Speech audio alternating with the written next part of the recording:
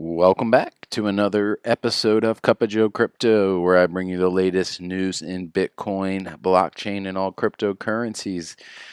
Guys, I'm going to start off the video by saying please make sure you hit that subscribe button. I was very excited to see my last video in regards to Cardano and the future of ADA was one of my highest viewed videos. Unfortunately, the subscribers did not come with it, so I asked, please make sure you subscribe.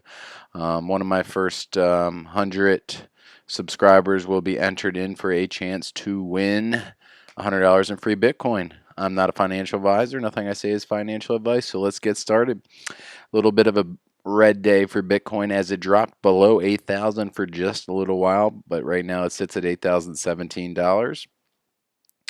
Moving right on down the chain, everybody has between a 2 to 3% slight loss other than Tether. Monero at number 14 having a 5.5% gain, one of the few coins to have a gains. Total market cap sits at $217 billion in BTC dominance at 66.4%, where it's been for a little while. So we'll get started right on the first news story. As you know, I am an ADA fan and definitely a fan of Charles Hoskinson. That's why I believe so much in the project, because I believe in that man. And I believe this article and what he says. If Bitcoin fails, the crypto industry is in for a bad time, says the Cardano founder. The Ethereum co-founder turned Cardano creator Charles Hoskinson believes that if Bitcoin fails, the entire cryptocurrency industry could fail. Hoskinson made his remarks during an interview for the Off the Chain podcast on October 10th, hosted by Morgan Creek Digital Asset co-founder Anthony Papagliano. After multiple projects that included co-founding Ethereum, Hoskinson, a mathematician, cryptographer, and entrepreneur, founded the peer-to-peer technology firm Input Output Hong Kong in 2015.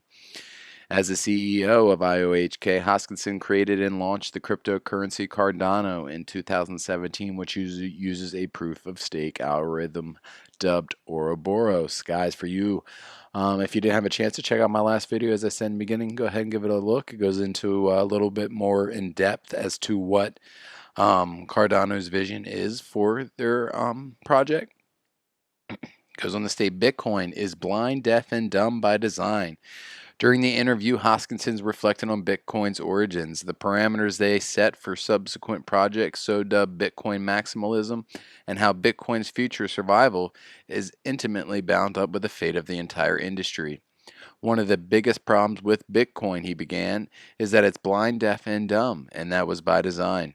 This was appropriate for its earliest ambitions, he said, proposing that the two core features of the Bitcoin experiment were: will proof of work evolve into a decentralized system, and will the token achieve value?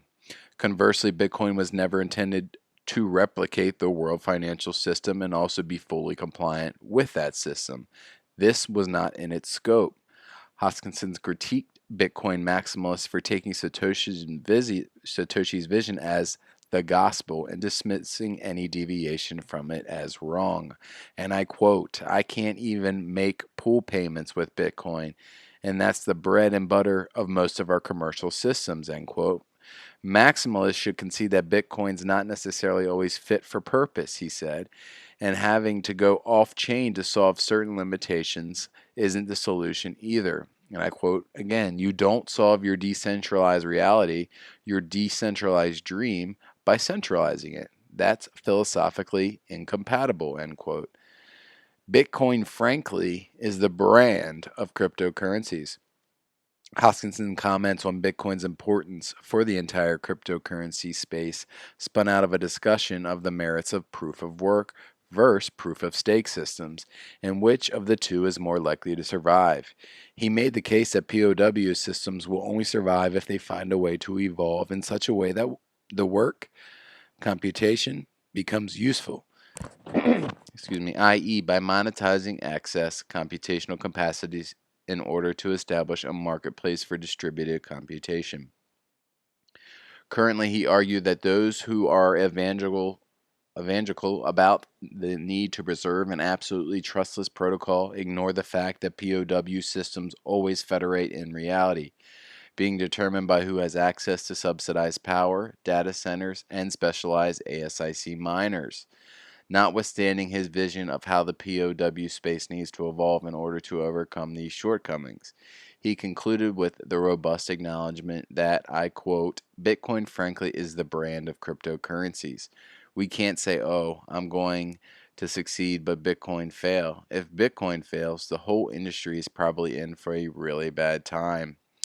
Guys, and I could not agree more with this. I would find it very, very um, unrealistic for Bitcoin to fail and other cryptocurrencies to prevail. I think with Bitcoin brings a lot of money. Bitcoin is the name brand, so to speak, and a lot of people that are entering the space sometimes they want to buy a whole coin of something.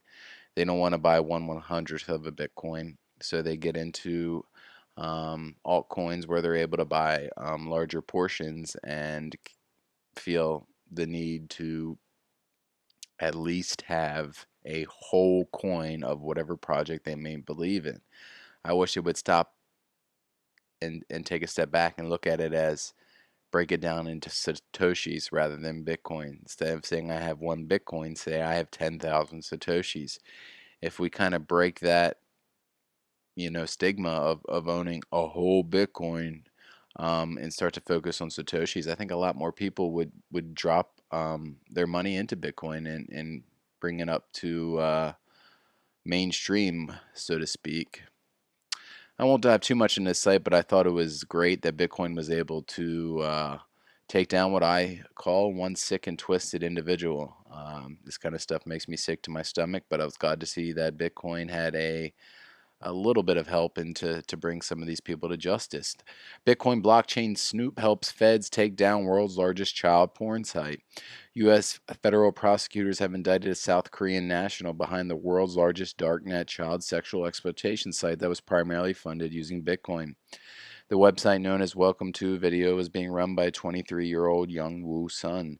The South Korean national is currently serving a prison sentence in his home country for the same crimes, per the unsealed indictment. Sun was arrested in March last year. His website only dealt in child sexual exploitation videos, allowing members to trade their content using Bitcoin. It has since been seized. I'll just kind of go down how Bitcoin helped take down the Welcome to video.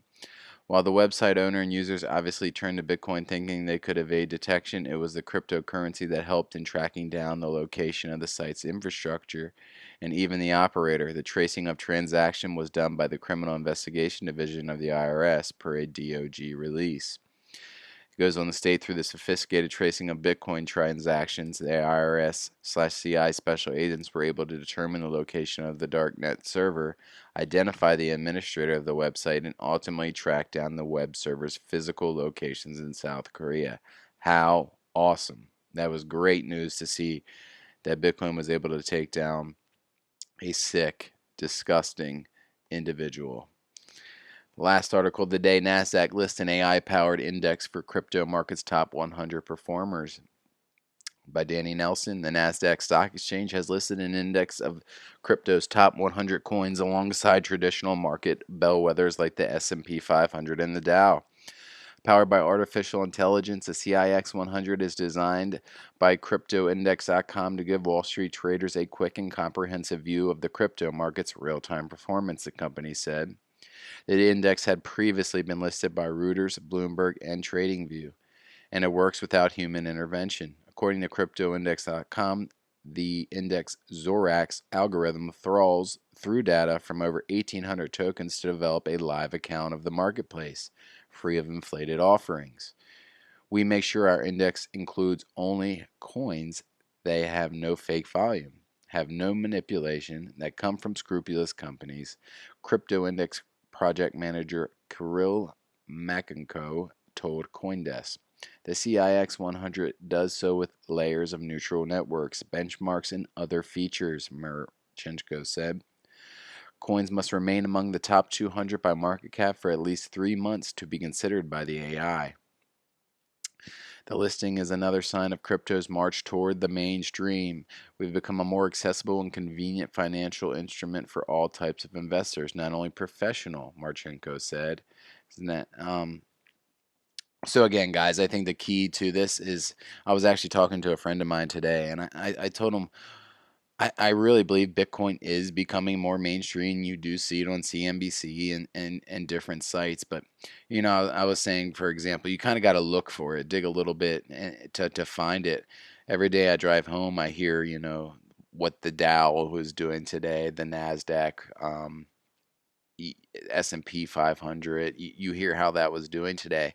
I can't wait for it to get to the point where we're talking about, exactly like what I showed you this morning, market cap, where they're explaining over the radio how different cryptocurrencies are doing for throughout the day and throughout the week. Guys, I know some days like today it's hard to see, but you remain calm. We are in it for the long haul. We are so early on in the crypto space, and I am always excited about the future because I have been in this space now for well over a year and a half, almost 2 years, and I continue in those 1.5, 2 years to see the growth that is taking place within the cryptocurrency community. It's showing promising. Every day we're continuing to grow, not only with the projects involved, but just the word being spread throughout the mainstream. I think it's only a matter of time before the FOMO money hits and we see Bitcoin breaking its record highs.